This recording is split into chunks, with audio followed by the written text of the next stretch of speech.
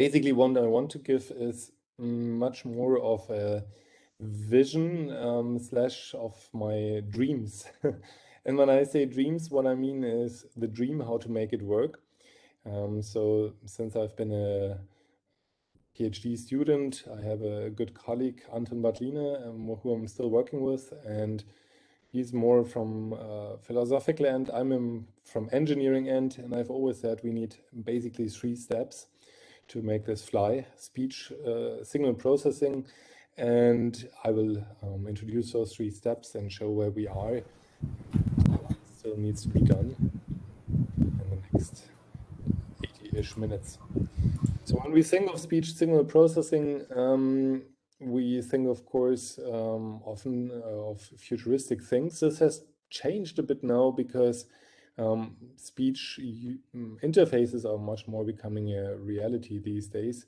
And maybe we just think of what we already know, like Alexa or Siri or other chatbots that we interact with a lot.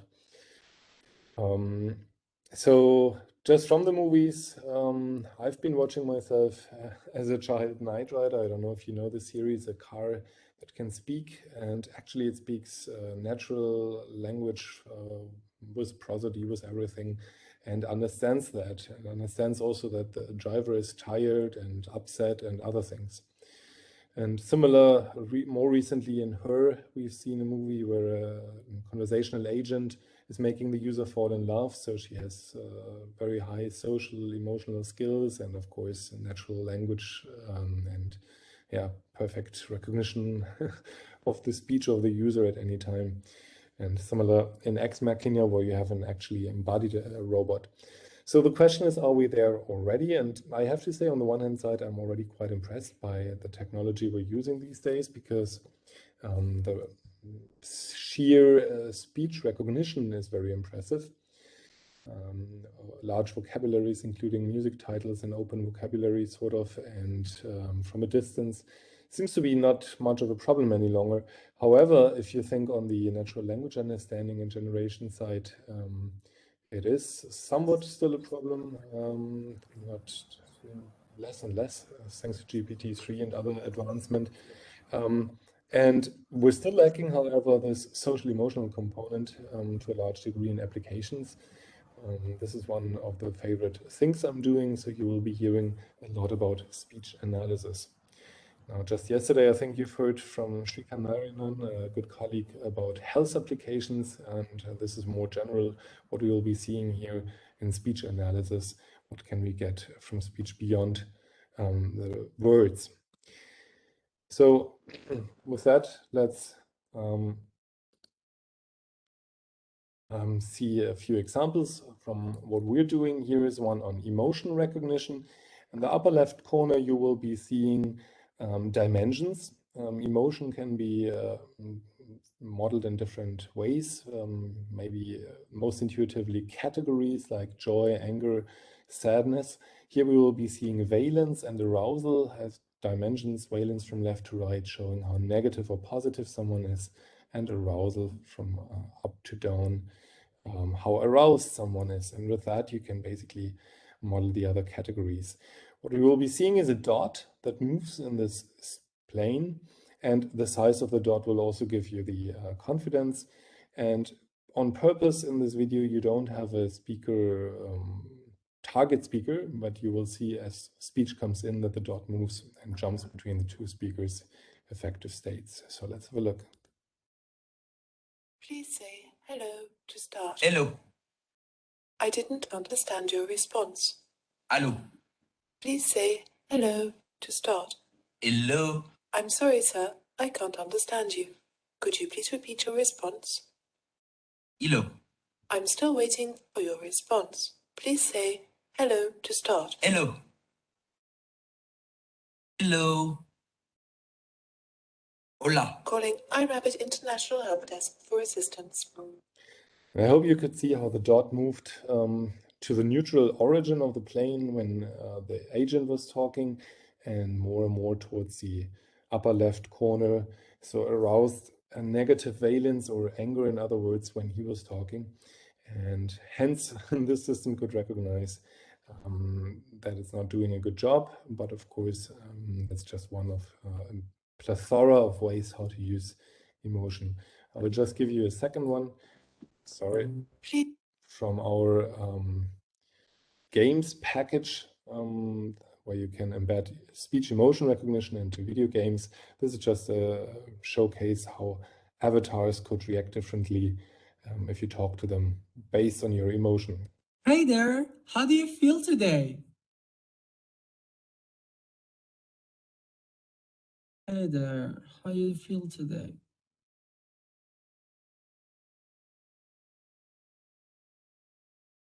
Hey there, how do you feel today? Hey there, how do you feel today?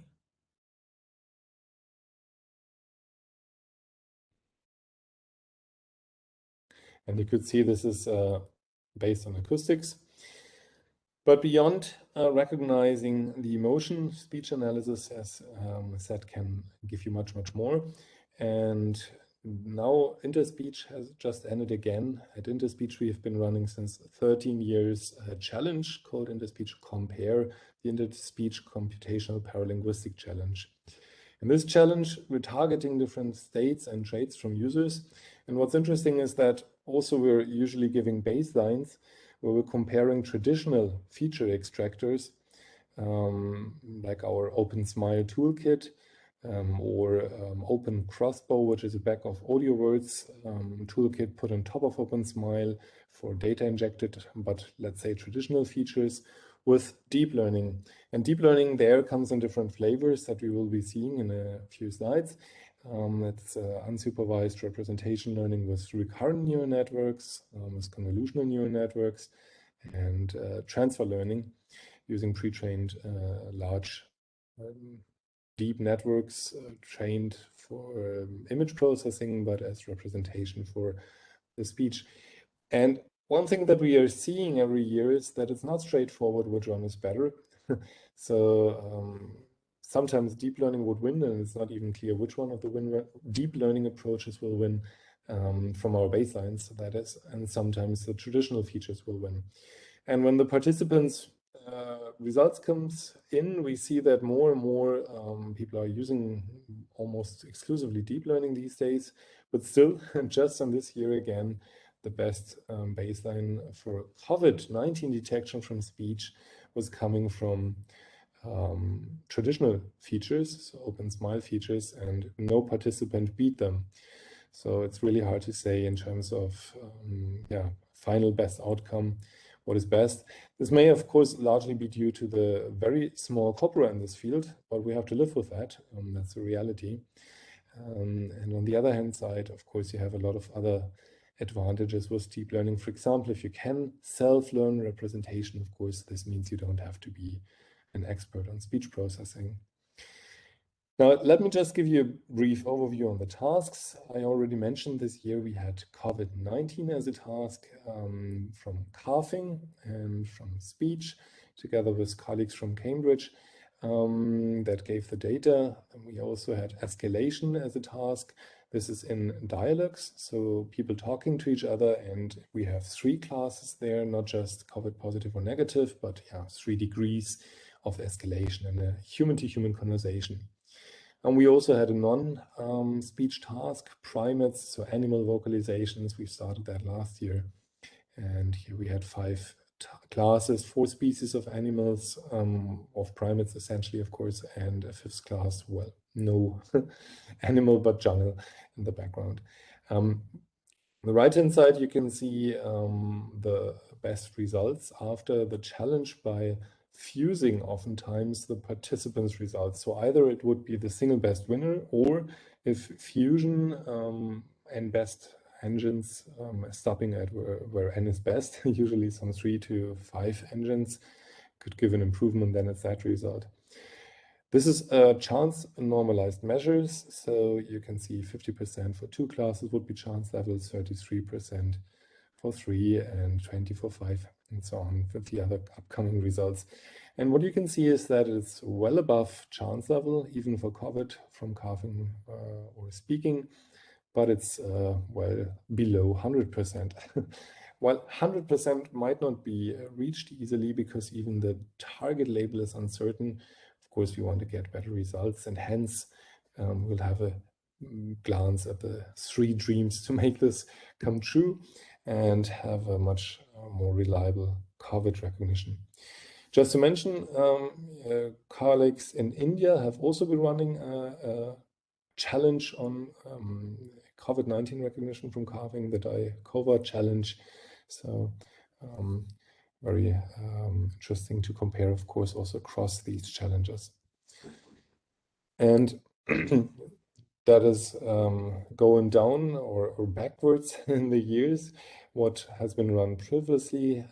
We also had effect recognition repeatedly, or emotion recognition, here for atypical emotion recognition or for self-assessed. And you can see atypical was quite a challenge. 4 classes, making chance level 25% and ultimately 45% as an outcome. Atypical here was from people with disabilities, and that, of course, gave you a very high variability. We had crying of babies, some audio but non-speech tasks like heartbeat, so recognizing if you have a heartbeat disorder.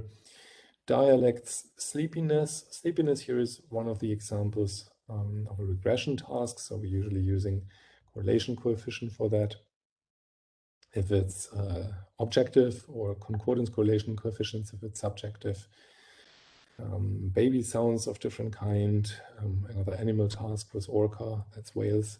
Activity, recognizing if you're breathing. That was quite a interesting one because it gave good results in the end as correlation with a chest belt, so one over the chest to recognize your chest movements for the breathing, and you can hear that apparently well. Emotions of elderly, so that's arousal and valence again. If you're wearing a facial mask or not, another one working somewhat reasonably well. Personality in 5 dimensions, likability, how intelligible you are as a head and neck cancer patient. So there's different intelligibility over phases in head and neck cancer. Alcohol intoxication. And this one is also interesting because this was one where we had perception tests submitted to the challenge by humans. And in fact, the result you're seeing here is better than the humans could do. And that is possible because we had an objective target. So it was the blood alcohol concentration, and we had a sort of ground truth that is reliable and can be learned. Whereas for emotion, you have to consider that we have to learn from the humans. We don't have a ground truth that we can sense from other sensors, which could then be beating humans. And as we're learning from humans, essentially, we can't beat them, right? We can only get as good as that. Yeah, age, gender, interest, emotion, negativity. Who are you talking to? Addressee, that's been children. If you have a cold or not, if you're snoring, if you're talking deceptive or sincere. What is your native language if you're speaking German? You can see this one also worked fairly well because it's 11 languages and you have above 80% recognition rate.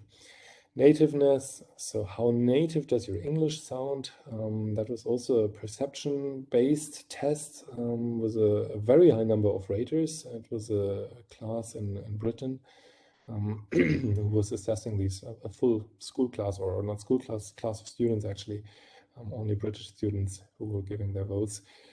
Probably the one, apart from likability, was most raters. Yeah, if you have Parkinson's disease, what you're eating, cognitive load, physical load, social signals, conflict again in communication, emotion, and autism.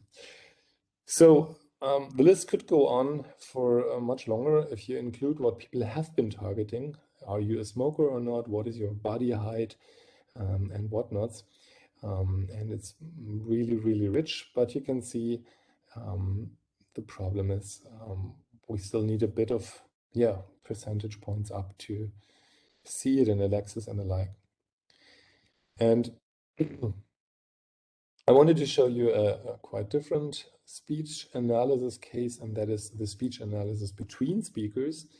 So in this challenge, we've been focusing on one speaker at a time, listening to her, listening to him, and analyzing the voice. Here, we are now looking at the interplay in communication between two speakers. And the idea is to model the synchrony between the speakers, so the kind of mimicry. And communication analysis would have you think that if people are more in sync, so more synchronized, they are trying to appear charismatic, trying to convey that they are friendly, that they are empathetic. So it's a good thing, sort of, if you measure that they are in sync. It shows that they like each other, probably, or at least want to give the impression that they are friendly and like each other. The idea here was then that if you have onset of discussion, of a longer discussion, you start to get in sync, and the discussion would be more synced over time, right? And we're using here the SEVA database. We have been collecting with partners in the European project. We have also been using this in the Audiovisual Emotion Challenge. That's another challenge series we're doing. And we have 6 European languages, not only European, actually also Chinese, 5 European languages and Chinese in there. And purposefully, we have quite different ones in here. We have Greek, we have Serbian, English, German, and Hungarian. So basically reflecting different language families, apart from German and English being from the same year. To give you also insight into different cultures. And what we did is we looked at the similarity at the beginning of a conversation and at the end of the conversation, from acoustics and from linguistics. From acoustics, what we did is we looked at correlation between typical features like pitch or energy and so on, so to model loudness, and found indeed increasing correlation over the course of the conversation with different intensity for the different cultures. But the more fancy approach, and this is about deep learning, was that we were using autoencoders. Autoencoders essentially meaning that you have on the input side here the same dimension as on the output side, and you're using as a target to reconstruct the input with a compression autoencoder with less parameters inside the network to learn it fully intentionally. So you're learning a compact representation of the input. And what we did is we retrained this autoencoder on one speaker's speech as we went. So it's a sliding window to train the autoencoder on frames of speech, to then run the other speaker through that autoencoder. So for this speaker, we have an autoencoder which is updated as he talks. And for that speaker, we have an autoencoder that is updated as she talks. And then we run him through her autoencoder and her through his autoencoder and get these patterns here with the error, the reconstruction error, for example, by Euclidean distance. And the reconstruction error then ideally should decrease over time because they are getting synced. So they're getting in synchrony. And you can see the slope here painted in this error graph. And as we have 2 autoencoders, we have 2 of these error graphs, and we have 2 potentially decreasing slopes. And if the slope is decreasing, then we see they're syncing. They're getting similar to each other. And you can also see, as you have 2 autoencoders, who is synchronizing more to the other speaker, which is also, of course, socially quite interesting. If somebody's not synchronizing, it shows that maybe she or he is more dominant in the conversation, and also may give you clues about the role, about the hierarchy of the speakers. So let's say if one is the boss, he might not consider it necessary to make the effort to synchronize, and somebody who's coming to the boss's office who wants a raise, wants to appear charismatic and likable, and might purposefully do much effort to do that. Maybe unconsciously, maybe consciously. Now, in the chart above here, you can see that we have acoustics and linguistics. Linguistics was using back-of-word representations or for deep learning embeddings, so available embeddings like glove or bird, and measuring similarity at the beginning and at the end. With linguistics, we had to have a much more coarse timing because we're not having frames in linguistics. Good, we could have words, but what we did is do it at the beginning and at the end of the conversation and measure if there was higher correlation, or in this case, with the embeddings, smaller distance between beginning and end. And the colors here indicate the warmth. So you could see that, for example, the English did not show so much synchrony in acoustics or linguistics as, for example, here the Greek did. It's a very coarse quantification, but of course we can quantify it rather accurately. Charm of this being is, of course, that it's completely unsupervised, so no training data needed. You wouldn't even have training data for this because it's looking at the interplay between two speakers here and now.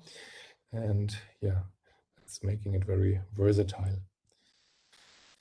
I give you just one example to illustrate this. With one feature, we will be seeing the pitch of two speakers. That's German speakers from the database. You will see the pitch contours of each of the speakers. On the right-hand side, we're plotting the delta pitch. And the idea is that this is 0 delta.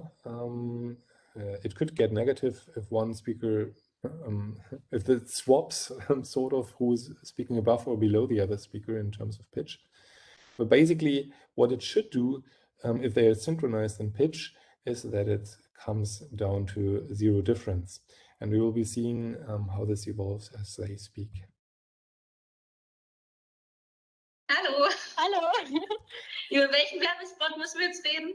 über den vierten, also Okay. den letzten hier mit dem Wasser. Ja, wie fandest du den? Fand ihn zu lange. Ja, ich fand auch zu lange. Also ich finde es eine coole Idee, so immer mit den schmutzigen Händen darunter, aber ich fand auch, dass es irgendwie zu viele Beispiele waren. So Ja. 2 oder 3 hätten schon gereicht. Gereicht, ja. Ja, die Musik fand ich ganz cool. Was fandest du cool? Die Musik. Ach, die Musik, ja. Ich habe auch ein bisschen mitgepfiffen. And let's stop it for a moment, and maybe you can hear that one speaker is pitch-wise clearly above the other. You can see this here in their mean pitch. One is also quite vivid in pitch, in fact, changing from maybe 300 to 400 hertz. The other is much lower at 200 hertz, and here we're seeing this delta curve as the other first one becomes more higher in pitch. You have a higher delta.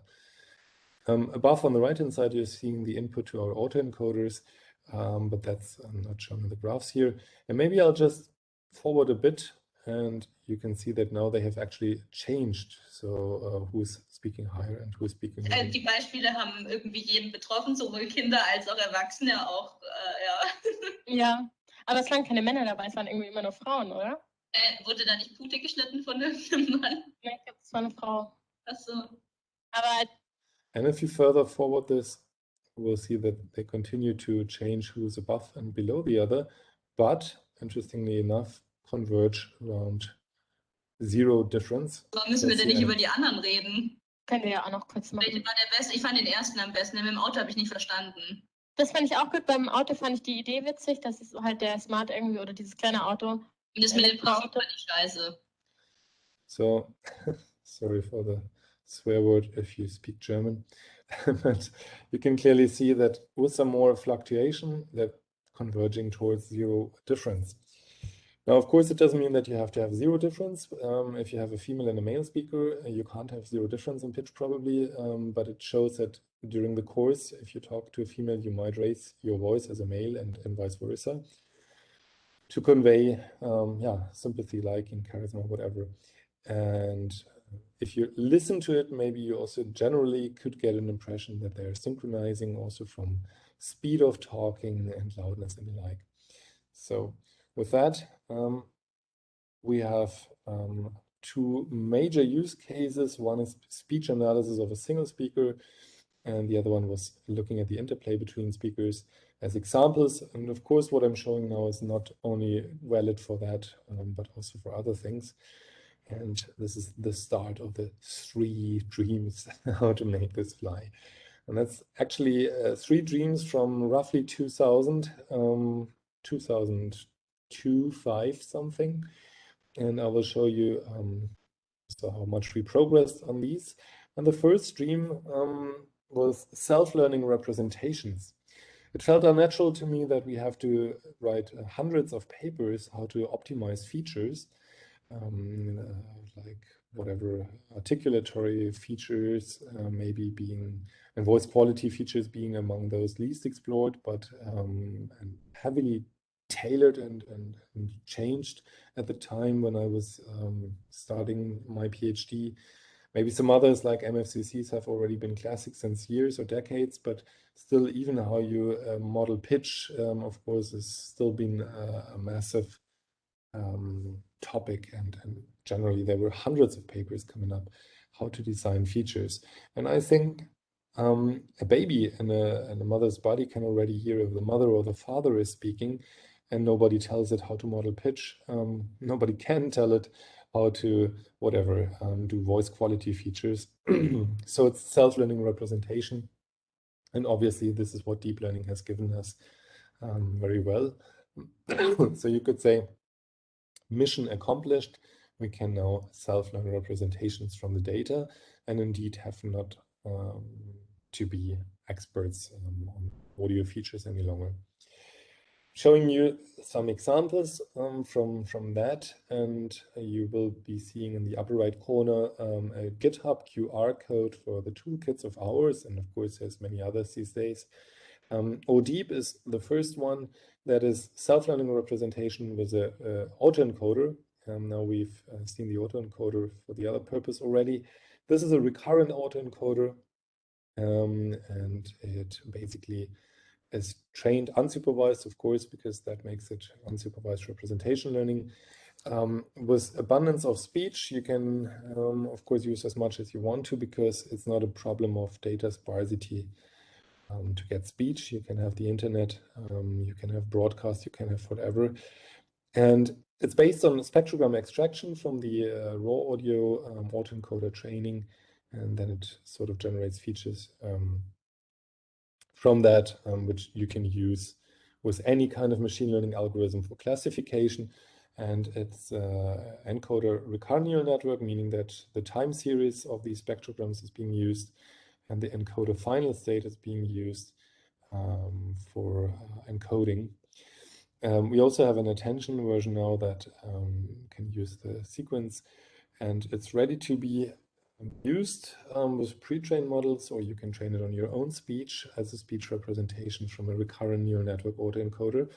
ODeep is in fact very powerful if you use it in our challenges as a baseline, and often gets the best result. But as I told you, in fact, this is quite open anyhow. The next one is more of a classic, if you will. In 2016, we were first to introduce convolutional neural network end-to-end learning with a recurrent neural network in speech analysis, and we were using it for emotion recognition at the time. End-to-you, oops, I put it twice on the slide, sorry, is giving you that combination of convolutional neural network and an LSTM, a long short-term memory recurrent neural network. You can also choose GRU, gated recurrent units. And when we first designed the network in 2016, we used 2 convolutional layers only, because we have been doing OpenSmile, this feature extractor, which calculates low-level descriptors like pitch, like energy, MFCCs every 10 milliseconds, so 100 Hertz, and then goes into statistics, functionals like min, max, mean, whatever's, standard deviation, agglomerating bunches of speech with a much, much larger time window, usually 500 milliseconds or even a second, depends on what you choose. But so we were inspired by that, and you chose 2 convolutional layers to model this kind of processing of raw audio. So we are actually using raw audio, not spectrogram transformation in any kind, because end-to-end I felt was not using a spectrogram transformation. At that point, you're introducing some sort of feature extraction because you're choosing the kind of transformation and how many bands you're using or whatever else. So you already have some parameters in there. So it comes from the raw speech signal.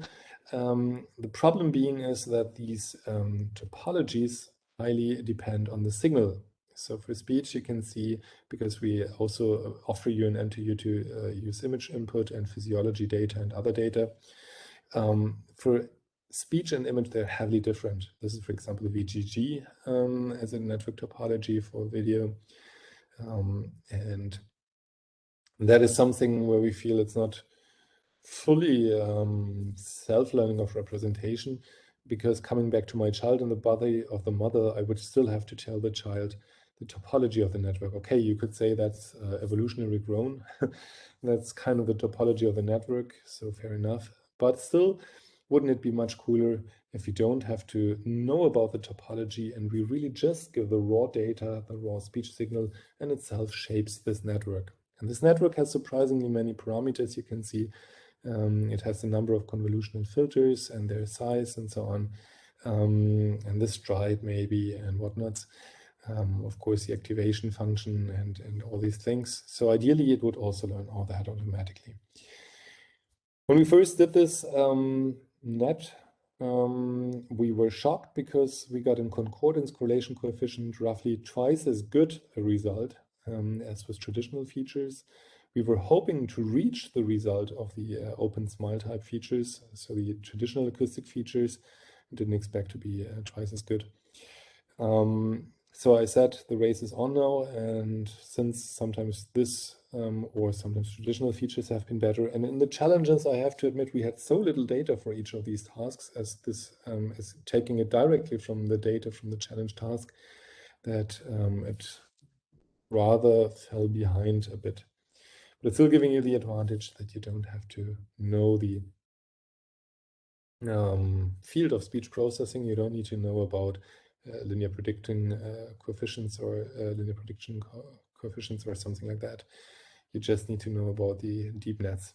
We later on did a network topology with 3 convolutional layers, which was quite a bit better than the 2 layers. So it really shows you how susceptible, however, it still is to the architecture.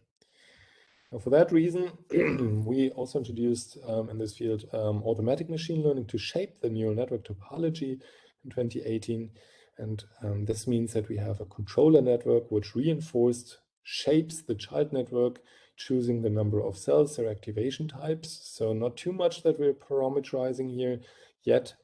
I said you could also choose a filter size, filter number, stride, and so on, zero padding, whatnot.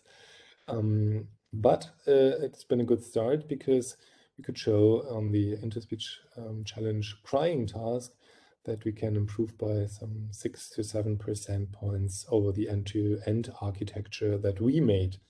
So any human-crafted end-to-end learning architecture with these parameters changed, we suggested was beaten, and it really can automatically learn the hyperparameters of the network that you're trying to learn. Obviously coming at a very high computational effort. It was also better than other representations, so it really gave a very competitive outcome at the end of the day. And this means that self-learned representation could really largely be solved or considered solved, because we can not only learn the representation, but even the best network topology to do so. Problem then, of course, is that it's not explainable any longer. We can't easily relate to the outcome. And of course, we have the kernels that we have been learning, but some of these may not look very helpful to gain insight. If you're using attention in these networks, we can also look at the attention patterns. And yeah, there's a couple of papers that say attention is not explanation. So you have to be attentive or careful if you use that. What we also did is that we correlated the network's activations with our traditional open smile feature low-level contours and functionals. And what you can see is that we got quite a good correlation here with some. So the top level correlations were around 0.7 to almost 0.8, showing that we can say that the network actually learned prosody, energy range and F0 mean being energy or loudness and pitch related being prosody. We can also look into the recurrent neural networks behavior with inverse Jacobian analysis and find the time profiles. How much does it weight if it's bidirectional past moments and future moments? And we can also translate this into attention patterns over time. So depending on what you're after, valence or arousal, for example, here, you're getting different attention patterns over time, not in the spectral dimensions. And that gives you a bit more insight. And of course, you can do something like low dimensional clustering, like T-SNE and alikes. And yet, we will be talking at ICMI in a few weeks that we believe we need much more sonification and explanation if we're dealing with audio. And we have been trying to sonify this in different ways to give you loudness modulation over the speech signal to hear how the network is paying attention in different moments in time. And of course, you can also modulate the spectral dimensions and give different amplitudes to the different spectral regions, sort of, in the time domain, if you transform it back. But in short, we're dealing with audio, and explanation in deep neural networks is largely done with visualization, which might not be so suited for us. So will be good to also have more sonification. Second dream is couple analysis and synthesis. And why? Because if you learn a language, we're not just learning to recognize it or to understand it, but usually we're learning at the same time to generate the language, and we're learning to speak the language, meaning that at some point we sort of self-augment our training material by speaking to ourselves. I don't know if you have this sensation, but usually if you learn a language for long enough and you're speaking it, let's say while you're living in the new country, to yourself at some point, in particular when you dream. So when I'm working in London and I stay for a little longer, for example, I start to dream in English. When I come back to my home country, Germany, after a few days, I dream back in German. And you probably know this, talking to yourself in the language you're learning at some point to get better at it, right? And of course, you're speaking to others. So in any case, you can gain experience by coupling analysis and synthesis. Now, this makes you think of maybe GANs, generative adversarial neural networks. And I wouldn't put it in green. We haven't fully solved this yet, but I put it in yellow, challenge accepted. We're on a good way here. In fact, we have been suggesting this in 2010 already for speech emotion recognition. We were also trying to patent that at the time. And what we did is that we used a non-deep learning effective speech synthesizer and augment the training material by synthesized speech. And actually it worked quite well. So we could show that we can augment the training data with that. We could also show that we can get similar results, sometimes even better results in cross-corpus settings with synthesized emotional speech, simply because we could produce it in abundance, right? So once you can generate training data, as long as you're not fighting with mode collapse or some sort of the variability and that isn't very high, you can produce it in infinite amounts. And what's more is that you can produce it in situ, so fitting the exact situation. In other words, if you ask your boss for a raise and you walk out of the office, you simulate a little bit, maybe sometimes, like, did he say it more like this, and imagine it, or like that? So you're not producing an abundance of training material, of hours of training material to retrain your model, but rather than that, you're fitting it to the voice and to the spoken content of your boss, of your boss's words and his or her voice, and then really match from your memory against that, right? So very efficient and very adapted to what you've heard. And yeah, that is sort of the dream, couple analysis and synthesis. Now, where are we on this? We can use GANs for augmentation indeed. That's sort of coupling analysis and synthesis. We have been doing this with feature vectors first. We've done this in 2018, first time for speech emotion recognition. And we were generating those feature vectors, not audio at the time, and could get a good improvement. In fact, it's a conditioned adversarial network to the emotion. And you can see here for SEVA data again, no, this is Ricola, sorry, French data from the audiovisual emotion challenge, that we got a good improvement in comparison to the end-to-end learning here. For traditional features, we could get the best result by augmenting the training data with new feature vector observations. It's much more impressive if you look at valence from 0.26 to 0.45. That was a more difficult task, as always is in speech analysis, getting valence right. So the augmentation with GANs worked. The next step, of course, was to do audio, because then you could also have a speech synthesizer for emotions. And if you think of that, it's not only emotions. Remember my table at the beginning from Compare Challenge, some 40 different things that you could be doing, different personality traits, sounding like you have COVID if you wanted, sounding like you're sleepy, whatever. So you could have a conversational agent purposefully sound sleepy, sincere, whatever in future applications if you got this right. So what we're using is a convolutional neural network here to project it. So the other way around from the convolutional neural network in the end-to-end learning, that would have looked like this if you use spectrograms, not like in the beginning when we used raw audio, but yeah, projecting to spectrogram. So for generation, the other way around, you come from some random whatever distribution to projected spectral images, which would look like this. And over time, with a recurrent neural network, you can better model the fluency of the speech, or the borders between frames, sort of. We conditioned it first to digits, and others did that too, of course. By now, there is a lot of different, better suited against than this one.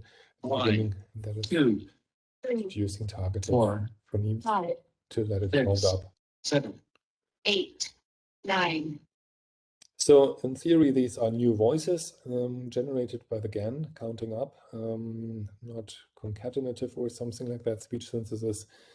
I say in theory because, of course, the mode collapse problem is that this dissimilarity might not always be very high, but at least they are new.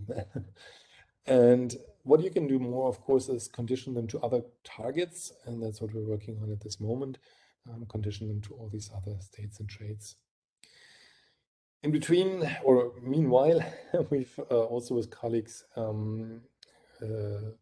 published on a more elaborate GAN structure to generate hi-fi audio. That is also using a classifier top of the generator and discriminator. It all over has 5 different networks. The encoder, decoder, and classifier, and 2 different discriminators, latent and sample type discriminator, and the classifier basically seeing if you're getting the conditioning right. So now we want to condition speech, let's say, to these health states or emotions or whatever. Without going into details of the networks, which you can find in an open access article, I'll give you some impressions of the performance. This is some spectral captures of the spoken digits again. So we're using, again, digits 0 to 9 to look at the quality. And then compare it in terms of inception score and Frischier inception distance, and compare it against some other GAN architectures.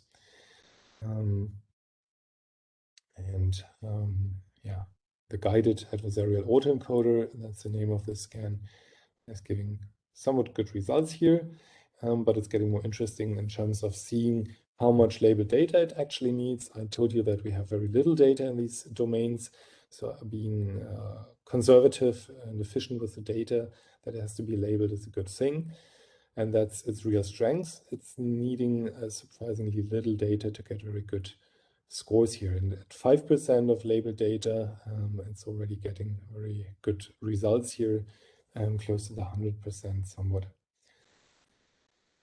You can also condition it to other targets or additional targets like the gender, and this is measured now, the IS score and FID score, by the gender as a target, and this gives a huge improvement then in both for the guided adversarial autoencoder, as it can be well conditioned to that. But now what we wanted to do is use it for augmentation, right? So that was coupling analysis and synthesis, and you can see that it works. The training data on the SO9 data set for the digit recognition is well improved and working well also without original training data. So you can also train this digit recognizer to recognize human spoken digits with only the generated material. So thanks a lot to the colleagues, and yeah, you can see the pointer to this article below. Well, then you could think, maybe I don't have to really synthesize it from scratch. Maybe I can just convert it and spare some effort in producing acoustic sound files of phonetically appropriate and intelligible audio, and just take it from existing audio and convert it. We have been using a star again here to convert emotional speech. Of course, it's not only serving the purpose of augmentation, it's also serving simply the purpose of conversion in the first place. You might be very angry, but speaking on a phone in real time, ideally, you could sound quite nice on the other end. So we're converting here sad to angry and happy and round and different combinations thereof.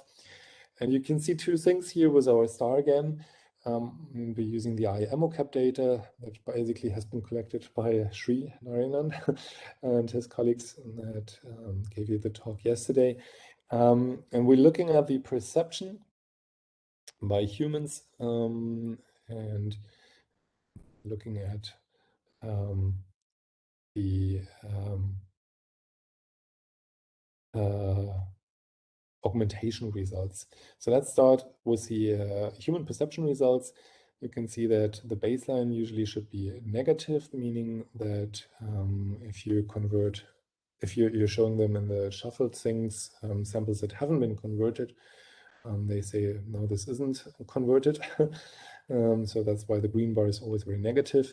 But where the orange and whatever purple bar are negative, it means that the deep neural network conversion failed, and that was for sad to happy and angry to happy. Angry to happy is opposite ends of valence. That's usually the most challenging one for acoustics.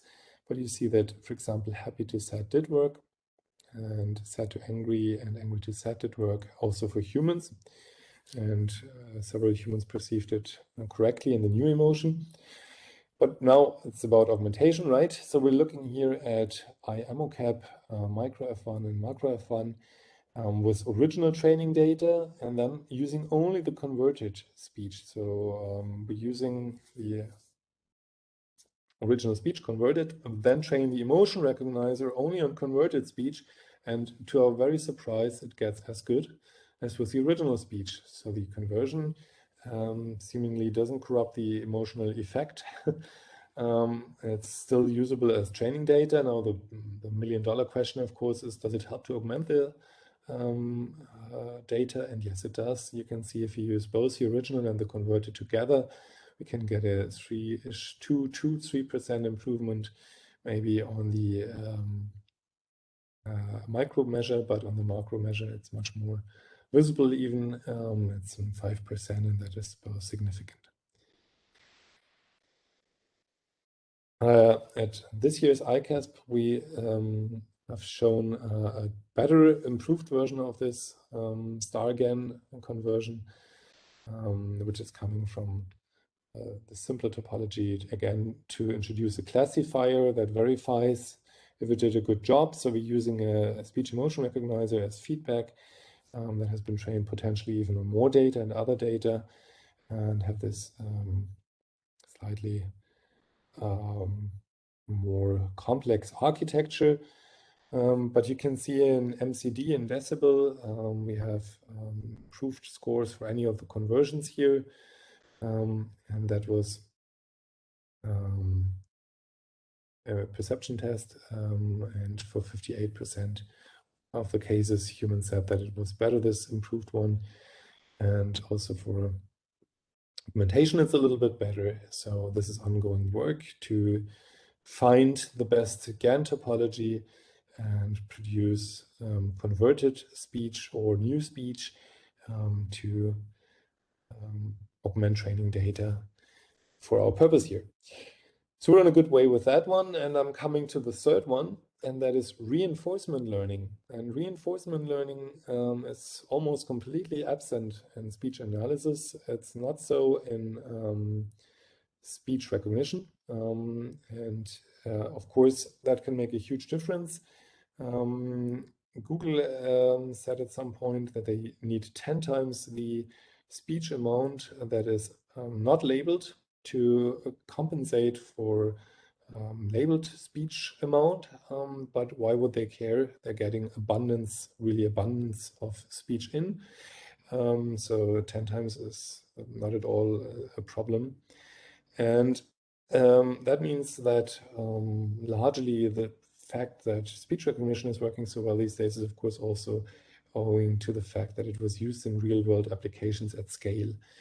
We're not using the speech analysis at scale yet, and if you do, it would be ideal, of course, to use it in some task. So using emotion recognition, and then for some purpose, like whatever, monitoring well-being, monitoring students' confidence or boredom or whatever in e-learning applications, whatever it is, use it in a task at scale, and then we can do reinforcement learning. And that is the third dream also, of course, because again, if you look at the human, there's a general criticism in deep neural networks. Humans largely learn reinforced. Nobody gives us millions of training examples, but we're just doing something and learn from how it's going, how we should better do it next time, right? So reinforcement learning in speech analysis in particular, but even in larger speech processing is still largely wanted, at least at scale. And I give you one example where we first did this for speech emotion recognition. Actually, it was for engagement. So it's how engaged a child is. In fact, we were making it hard here by looking at children with autism spectrum condition. And of course, their engagement portrayal is quite varying, as they are known to have socio-emotional difficulties. And in this case, we were also using facial expression, body posture, physiology, but the speech features as well. And we were using reinforcement learning because they were doing intervention or therapy. Maybe you can just say they were going through learning about emotions with a robot, and we could learn in the interaction to better grasp their engagement with the robot automatically. What you can see is that you have a massive improvement. Baseline is training it on the labeled data we had from the children,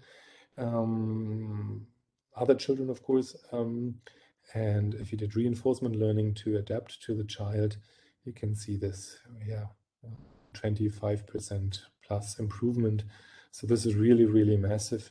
And it gives you a very good impression that we really want to do much more reinforcement learning. You can see that it also worked very well for the other modalities on a side note, and it even worked for the fusion. So the fusion at first couldn't compensate or overtake the best modality, which was the body posture. But if you consider the total result, so fusion and reinforcement learning, you're getting the overall best result, which is also quite interesting. So what you can use here, of course, is deep Q learning or deep double Q learning, if you want to stay neural, which is what we did. And that is a nice complement to the deep neural architecture. If you have some thing to explore and get some reward back from the interaction, you can, of course, explore how to model the phenomenon and how to best make a decision. And the only thing you're lacking really is a reward from an application that has to be solved with this. Now, as we might not always have an application, and deep learning, deep reinforcement learning or reinforcement learning in general is also hard to reproduce and to compare against others. Let's see how we can ease dream number 3 and simply see in general how can we solve the data bottleneck. And 3A sort of is learning with few examples as a side dream, and 3B then will be learning with bigger data. Now let's first look at learning with few. We've already talked about augmentation, and I put this augmentation here because it's not as much synthesis.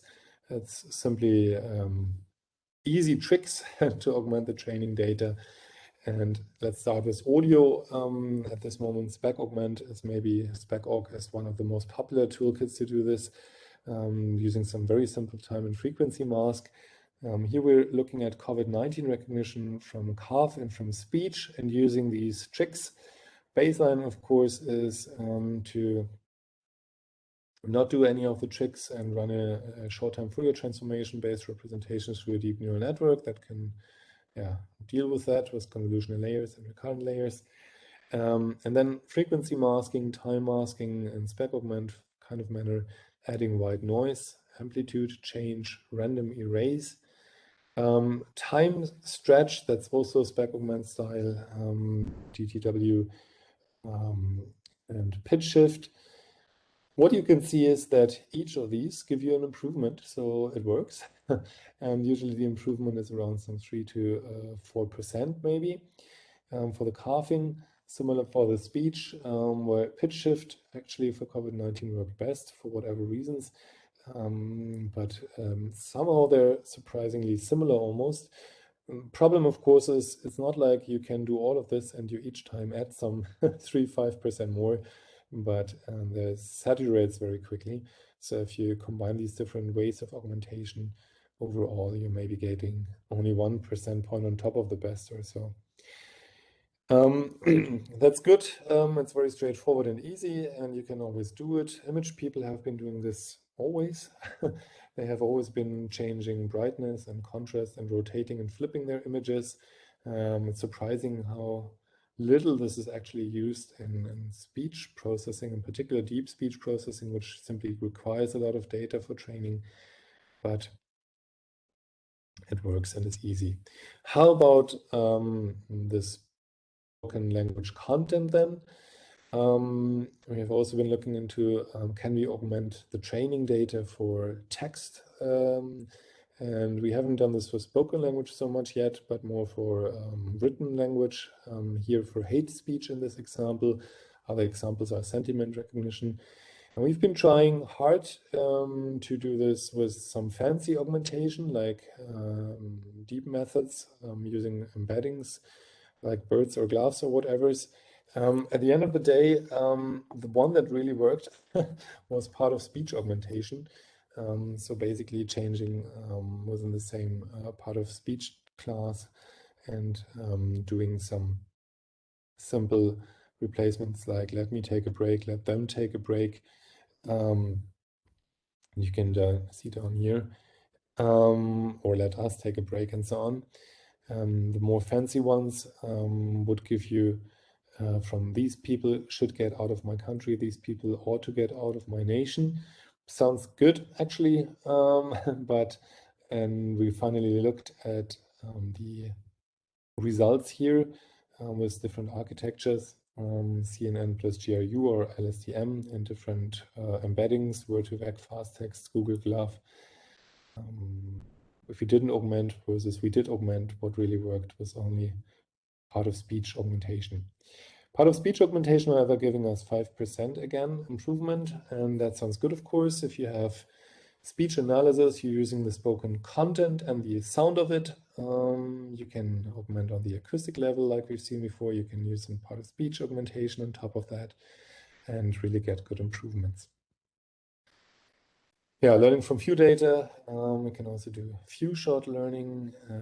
Here we have also considered this for hate speech detection with some transformer language models in Excel, and actually get good results in few short learning across languages, so from Spanish to English, for example, and vice versa. Now, the second one is learning with big data. And when I say big, usually we're absolutely ridiculously far off big data, like astrophysicians are used to it, that have not tera, but petaexabytes of data. We usually have a few hours in speech analysis. For emotion recognition, oftentimes 10 to 100 only, and the bigger tasks hardly ever come across 10 to 100, to be honest. In speech recognition, you know that 1,000 hours are sort of a new minimum maybe, and you have sometimes several thousand hours. That's much better, but it's still far off real big data, which would be that we train at internet scale with all the audio, which is speech in the internet or something like that. That is a largely untapped thing. For text, it is, of course, with GPT-3 or something alike, but for the acoustic representation, it really isn't. And this is largely, a problem maybe of lacking labels. So you can tap it for unsupervised, not for supervised.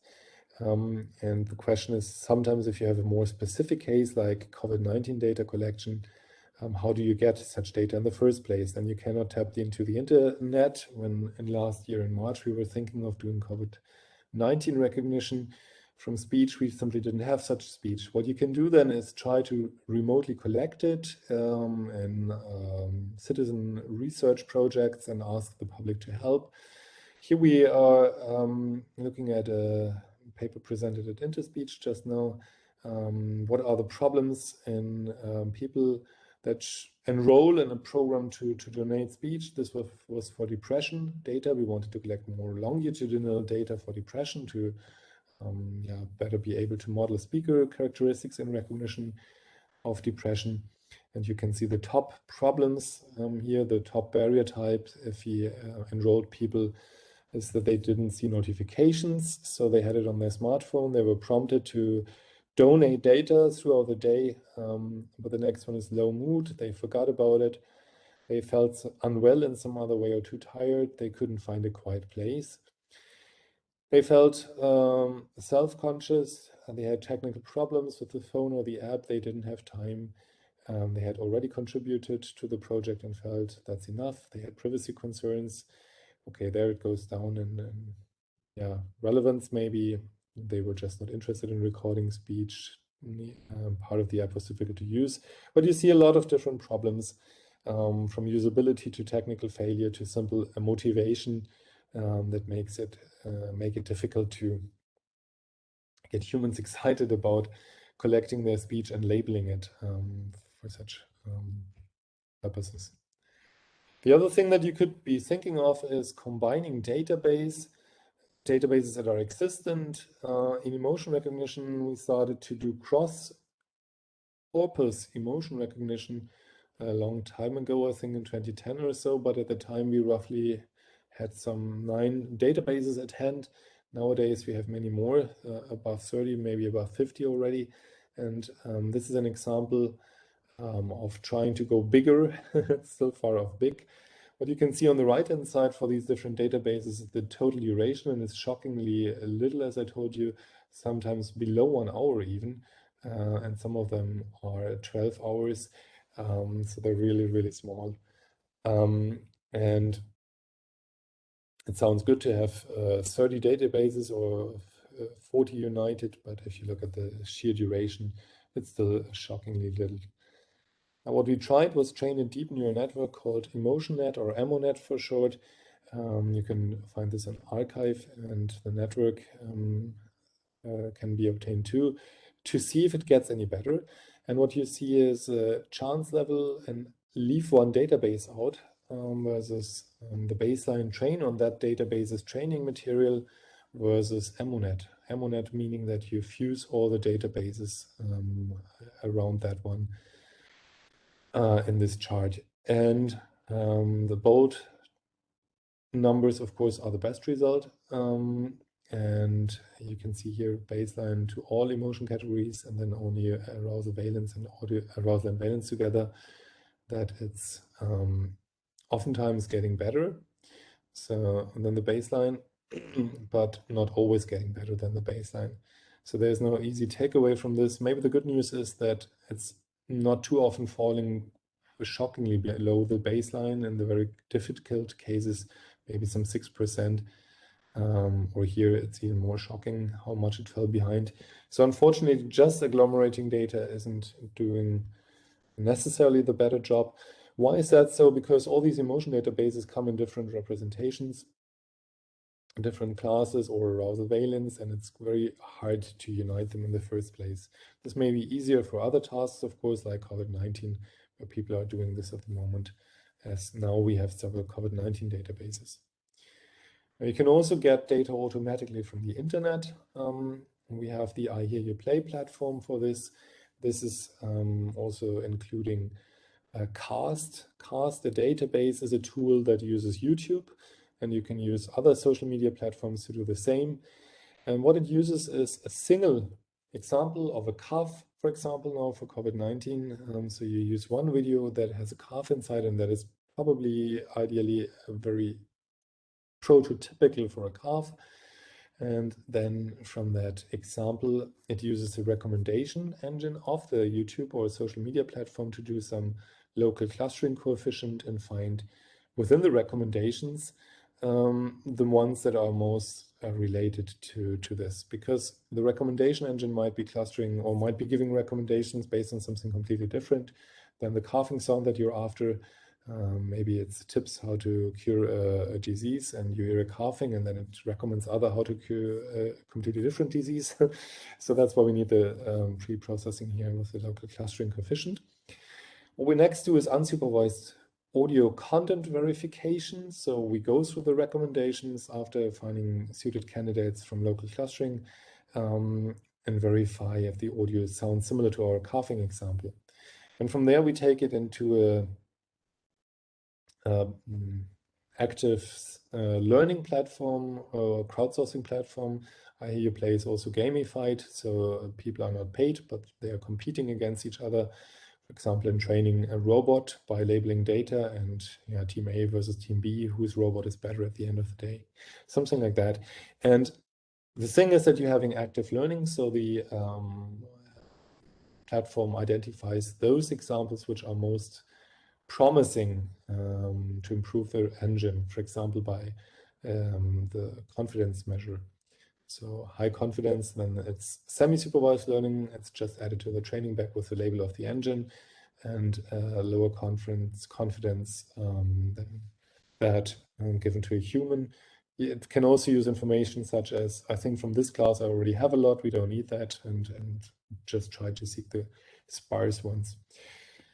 It can help to reduce the human labeling effort down to 10% or even 5%, in particular if you use dynamic active learning, which means that we dynamically decide how many people we have to ask, and we can also learn which raters are more reliable and less reliable, and even who is better suited to ask about what. And with all that, we could reduce human labeling effort down to 5%.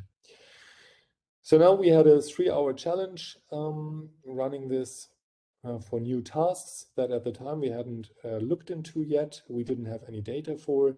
We just ran the engine for 3 hours together with 10-ish crowdsourcing labelers for each task, and looked at speech under freezing, so I am so cold, or something like that. Intoxication, that was something we did already, but we wanted to have some that we already did to have a feeling how well we get. Screaming, threatening, coughing, sneezing. And meaning that we had no data at all, we just tapped the internet, and after 3 hours we had recognizers for these things. And if you remember, intoxication, yes or no, was 72% in the compare challenge-ish too. So you can't easily compare this, of course, because in the compare challenge it was very well measured and benchmarked, and here it's just intoxicated versus not intoxicated speech. And in the challenge, it was very subtle. It was 5% blood alcohol concentration, but it gives you a rough feeling that even after 3 hours without having had any data yourself collected, you using just what's on the net, you get a good result. And coughing detector, very good result. Here, 97.6%. So you have to take this with a bit of a grain of salt, but it does look promising. And now we did the same for COVID-19, by the way, and got a large database of COVID-19 from the internet, because celebrities that have been tested positively have been speaking, and also laymen have been, not laymen, sorry, general public has been speaking and reporting that they have COVID. It's not certain, of course, in such cases, if the label is right. So remember, the 10 times more data may be needed, but who cares if I need 10 times more data if I have the internet loaded with it?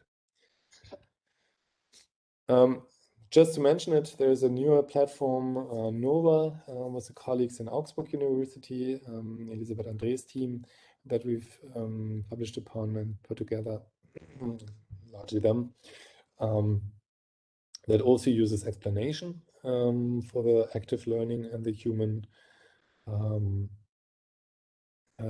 help. So it's a bonus over the platform that I have been showing. You train an initial model with some data, and then again, you do some automatic annotation of new data and find the segments in the audio, for example, with low confidence, create visual explanations, and that should help in the manual correction with active learning, picking the most promising examples for the humans to be labeled. Now, in this example, you're seeing the visualization for video, but you can also give explanations for audio, of course, and brings me back to we should sonify and then use sonification and explanation for improved labeling. Now, the other thing to collect data is to get it from users of a service, of course, and then if it comes to health states, but even emotion and somehow delicate data, you don't want it to be shared across the net for safety reasons, maybe, and privacy reasons, and their federated learning is the asset. You're not sharing your speech, but you're sharing the local network updates. So you're downloading from the server a model that works for you to recognize, let's say, if you're depressed or not. But as the system gets to know you better, for example, with the reinforcement learning I've been discussing, your network is locally improved, and you're sending back, for everybody's sake, such that we get a better model for everyone, your changes in the network parameters, so the weight changes essentially. Problem with that is that if you're also sharing back the last layer's weight changes, adversarial attacks allow to not reconstruct your audio, of course, no way, but your final outcome. So somebody could attack and get your depression evolution over the last days. And that again is very susceptible, obviously. So you don't want to send your data back, and hackers can get, oh, you were very depressed on this and that day. It's just an example. You can think of whatever, alcohol intoxication. You don't want people to be able to reconstruct when you were having a good night, whatever. So what we suggested here is some improved federated learning algorithm where we and do not use all layers and individually use different layers to make it very safe. That's requiring some extra effort on the server side if you put back the pieces of the puzzle and adapt the general model from different layers, return from different users, but it works very well. We had pain recognition and initial model means that we didn't use data collected backwards from the broad range of users. Original data means that we train on the label data from everybody. So as this was a lab project, we could get both the weight changes and label data from everybody, and then federated learning in this manner. What's interesting is that the federated learning was even giving you better results than the original data, and maybe it's partially simply because you have this local fine-tuning and local processing, so you have some sort of distributed network learning, and then weight changes coming back from the local optimizations. So in short, it works very well. You get a much better result if you have everybody's updates back and not just come from a small database at the beginning that everybody uses, but everybody feeds back and you get a much bigger database. And the federated learning works even better in our case than having the fully labeled full audio stuff or full facial expression stuff in this case. Of course, many other works exist that improve federated learning in many aspects. So this is a very active field and very promising. Yeah, a big problem for us is also uncertainty. How can we model uncertainty in these tasks, which are subjective, like likability or perceived personality, emotion as labeled by others? And we do a couple of tricks here to model uncertainty. We'll not have time to go deeply into this, but one trick is that we try to quantize uncertainty and tell a deep neural network as it learns to recognize emotion, also how certain are we about the input data and the target that we're learning from that.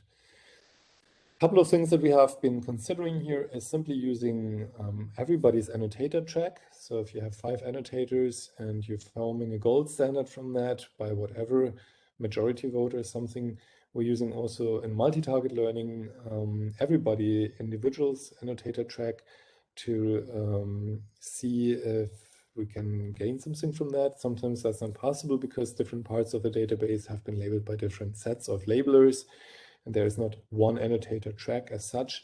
So then we can use the uncertainty model somehow, for example, by whatever standard deviation, if it's a continuous target, or agreement number or whatever. So we have been using some teacher models, some label uncertainty modeling and other things. And what is the outcome is always the same. It is always getting good improvements here. Audio valence, which was a difficult task, 0.607 concordance correlation coefficients on this French data and the audio visual emotion challenge, going up to 0.693, modeling the uncertainty. Also show you some easy tricks using autoencoders again, and that is that we use the reconstruction error here, meaning that we train an emotion, whatever speech analysis engine, on the training data, but at the same time we train an autoencoder on the side, not for emotion recognition, but just to reconstruct the speech material. And then if we run new data through the engine, we can use the autoencoder also and run the new data through that and show the reconstruction error. And that reconstruction error basically tells you how different is the new data from the training data.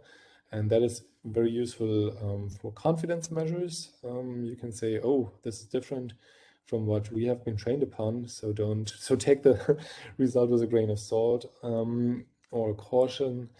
And on top of it, if you tell the neural network during training this and you use it later on also in the recognition as a feature, you can get a good improvement. So telling the neural network the certainty is always a good idea.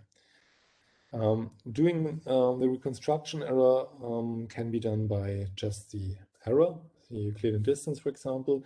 You could also use the whole reconstructed vector. So that's a little bit more wasteful because you're introducing many more weights, or you're doubling the weights in the network, but it also worked very well. And finally, here you can see the perception uncertainty modeled, and yeah, good improvements throughout. And you can also combine that, the perception uncertainty from the label's end, also reconstruction uncertainty, because they are largely complementary. Yeah, if you don't want to train big neural networks, you can also use transfer learning and use pre-trained neural networks. Deep Spectrum is our toolkit that uses image pre-trained and audio pre-trained networks now also to borrow the representation. For example, here AlexNet is an image network, so we represent the audio as an image, and then do not use the final fully connected layers because those are the layers where it recognizes the image, like a cloud, a bus, a tree, but the penultimate or earlier layers activations to where the higher semantics have been learned in the convolutional layers to model images, which can also be applied for audio. We started doing this with snore sounds in 2016, I think, or so, and 2017 showed that you can also use this for speech analysis, and the deep spectrum features were on par or better than any of our previous features. Another shop for us. Not only can we learn representations unsupervised, we can even use image pre-trained networks to use them as a representation and get better results than with our hundreds and thousands of papers and crafted features over decades in some cases. And deep spectrum is also used in the compare benchmarks annually, and it's also giving very competitive results. Now, I said also audio pre-trained networks at the beginning in 2016, we didn't have those. Now we have been using, of course, also and integrating audio networks like wave to letter. That's an end-to-end Libri speech trained speech recognizers, so some 1,000 hours material rather than a few hours like you've seen to train the convolutional neural network. And in the e-challenge we have been organizing, where you recognize what somebody's eating from the audio, for example, we got a very good improvement in the best result by using wave to letter representations. Problem here was that we didn't know which layers to choose, and we had to use compact bilinear pooling to combine several layers activations in an efficient manner. Yeah, then we have self-supervised and using support modalities is a start here. So we're using self-supervision from images. Now, in interest of time, I can only point to the papers largely and convey the general idea, which is that we use another modality to support during training, even if later on we don't have that modality any longer. And we were using here video valence, which is very easy to, or good, recognized in video to train audio valence. And we got a good improvement from 0.38 to 0.44-ish on concordance correlation recognition coefficient, sorry, again, on the Ricola database from the Audiovisual Emotion Challenge. It also worked the other way around because acoustics are better than video for arousal recognition, and we could improve video arousal recognition. So we're using audiovisual material to get each modality better on which it's usually weaker and the modality, even if the other one's later not present any longer. And we do this by having some shared neural network embeddings during the training. Yeah, this worked very well also on the 1 minute gradual emotion challenge. And we also did this now with acoustics to linguistics, because linguistics are better again on valence and acoustics on arousal. And in use, the multimodal sentiment challenge we have been doing, and MSP podcast, a rather large emotion database from podcasts, we could be showing that we can improve on acoustics by using linguistics during training. So the linguistics here using birds have been good on sentiment, which is valence, and this is valence again, much better than the acoustics. And if you use linguistics during training of acoustics, we can improve acoustics. So the idea being, again, have a support modality. Yeah, here's an example of cross-model generation, not only analysis. We're using video to audioify the lip reading and generate voice. We are again using self-supervised learning for this. I just played to you 3 examples. This was my colleague at Facebook, Maya Pantic and her colleagues, and we are having here a scene speaker at first, so we have heard audio of his before, and it's a constrained vocabulary. Place green with L2, please. It's real audio, and Place green with L2, lip please. reading synthesized to audio and enter. Play green in C5 again. Play green in C5 again. Now we have an unseen speaker but constrained vocabulary. Set by L4. It's set to blue by L4 now. So it's using a different voice, Set of course, blue but at G5 now. maybe the most interesting case. Set blue at G5 now. Bin blue at F2 now. Will be the last one. Bin blue at F4 now. Play white at Q2 now. Play white at Q3 now. Bin green. Sorry, I can stop this.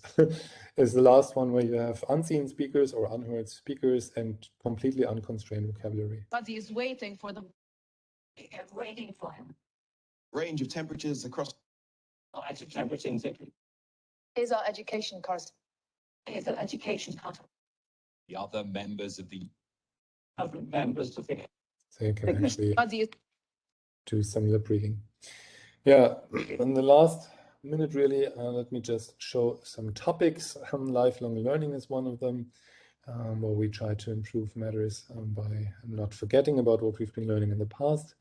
And then the full package means that you combine all that we can do in audio and speech analysis and more holistic neural architecture, like diarization or separation, context, explanation, and so on. There's a couple of toolkits for doing that. For enhancement, we put Enhance out there, deep residual network blocks to do speech enhancement. And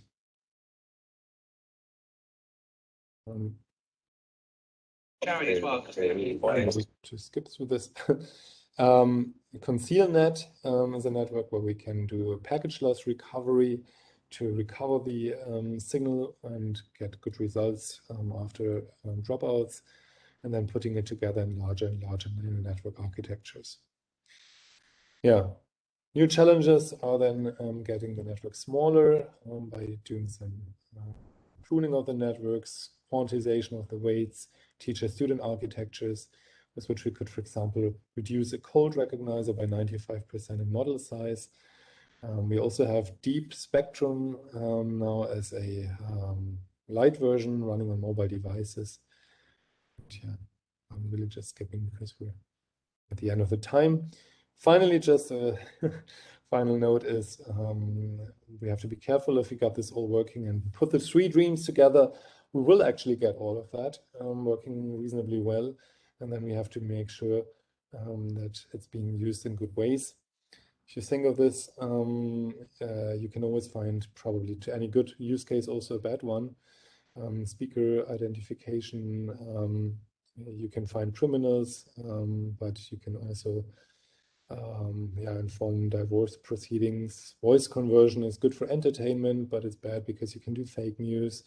Then regional accent recognition might be good for research, but you could decide on acceptance of credit or things like that and discriminate groups of people. So basically, by that, I would like to thank very much my teams and all the many people that contributed to the research shown here. And on the final note, the dream will come true soon if you have the final steps taken, and we should make sure that speech processing will be used fair and responsibly. Thank you very much for having me today. And I don't know if time allows for some questions. Thank you very much. It was really a wonderful session, and I think there was quite a bit rich content in the slides. So very diverse and rich content. So I request now participants to have a couple of questions. So one participant has asked that different researchers have their own personal suggestions, like deep learning is good for audio, and some suggested machine learning is good for audio. Machine learning is good, or for one scenario. For one scenario, it depends on applications. So what are your suggestions? So basically, he wants to ask that how do we decide that we should go for handcrafted features and machine learning or the deep learning? Right. Yeah, this is a very important question for us in the company if you make products or services. Of course, the traditional features by now are still better for explanation, right? So if you looked at COVID-19, of course, we were also interested, why can we recognize COVID-19? And in particular, the press was very, very interested in that, and it was hardly satisfying to them to tell them, yeah, we got this end-to-end learned neural network. We don't know why, but it works. But if you could give explanations like, yeah, there is a whatever smear across higher order harmonics, that's not good for the press. It's still quite yeah, cumbersome. But then we could give them easy features like you have change in pause to speech duration or things like that. And you can much more easily infer and quantize how much each of these speech features contributes in traditional features. Another aspect is often that it's ready to use. You don't need to train networks, and that can come down to very easy things like license fees. Deep neural networks are trained on data, and this means that you have to somehow have the permission to use that data. So if you use a traditional feature representation that's implemented and that's it, we don't need to pay license fees for neural networks in commercial applications, for example. Also comes down to, do you have enough data, of course, to train it? But largely the representations can be learned unsupervised. And it also comes down to in which part of the net or in the processing chain, right? So enhancement, you can use a negative matrix factorization, or you can use the deep neural networks. My vote here would be for deep neural networks. It's much better these days, the separation and enhancement. Then it comes to the representation, like feature extraction, and that's really where, yeah, let's use traditional features if you don't have enough data, if you don't have permissions to use the representations and so on, if you have lightweight computation need maybe. And then, of course,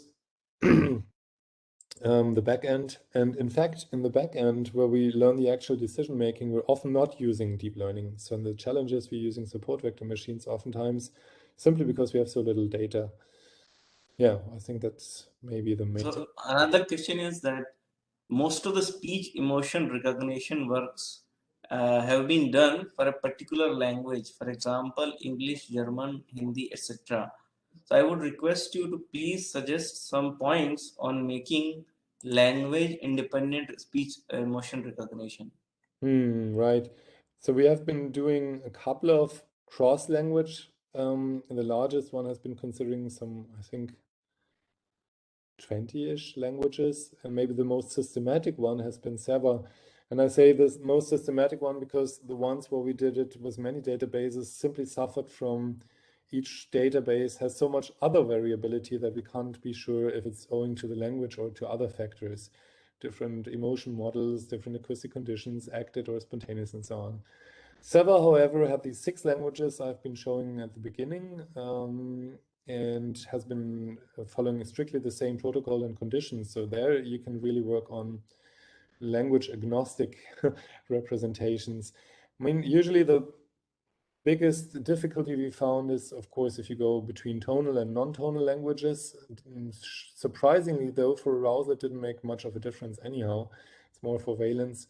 And the other one is that the closer you're in the same language family, the less you need to care from the acoustic side. I mean, language side is a completely different story anyhow, because you need translation or something to make it work across the languages. Don't really have a good answer to language agnostics because we lack evidence from studies. We do have some results using traditional features and self-learned representation in SEVA, but it's no really targeted effort to make it language agnostic. We could be saying let's not use pitch so much if one is using intonation features for semantic encoding like Chinese does, and the other doesn't. But yeah, it's not an easy answer, I'm afraid. So just one question, last question from my side, that since you have used different modalities like audio, video, and some other kind of modalities for emotion recognition, so what do you think, which modality gives more prominent features to detect emotion? Is it speech or video or any other modality? Yeah, it heavily depends on the use case. As alluded, video is good at valence, but bad at arousal. So you see a smile easily, let's say. Yes. But the muscular effort or whatever, the arousal doesn't come so well from the facial expression. And same for linguistics. That's great for valence, but not for arousal. And that makes it highly complementary with acoustics and physiology, which are good for arousal, but not so much for valence, right? Usually you should also consider dominance, which is good again from acoustics. That is why it is such an attractive task for multimodal integration. But from a more practical point of view, it really depends on the application. I mean, in a camera, you have the smile detector. In the call center, you have the voice-based analyzer. I think in applications, people still have a preference maybe for image-based emotion recognition, because there's a lot of good commercial products from Realize, Affectiva, and whatnot. A lot of companies offering large data trained solutions. And speech emotion recognition is yet to come more into the foreground. You know, maybe Amazon was a Halo band making an attempt, maybe the largest to date for the general public. But of course, in the background in call center applications, there's a lot of speech emotion recognition already been run. Thank you. So I hope Hello, there is sir. I no. have a question. Yes, Yeah. just quickly one questions we can take. One question, Sir, please. if we have collection of cough, and from that cough we can identify whether the person is affected from COVID or not. How we can identify, sir? So recognizing COVID or not was, as said, addressed in two challenges, one in India or from Indian colleagues at InterSpeech and one from us. The participants have been largely using deep architectures, in fact, and not so much traditional features. We have been comparing deep and traditional features, and as said, in our challenge, our baseline from traditional features wasn't beaten, neither by our deep nor by anybody else's approaches. So using traditional features and some classifier at the end seems to be a good alternative. Now we're in the cough particular, it was beaten, that was for speech, by the deep learning representations, but it's really not much of a difference to anything else we do. It's we have been trying to do some cough augmentation now and some cough segmentations, optimizing on that rather more specifically to coughing than on the actual processing the cough for a yes/no covered decision. Okay, sir. Thank you, sir, for this Thank you, wonderful session. So I personally thank for accepting our invitation to give a short talk in this short-term course. So I think we can end the session here, and participants will meet at 12 for the next session. So thank you very much, sir. Bye, everyone. Thank you. Bye.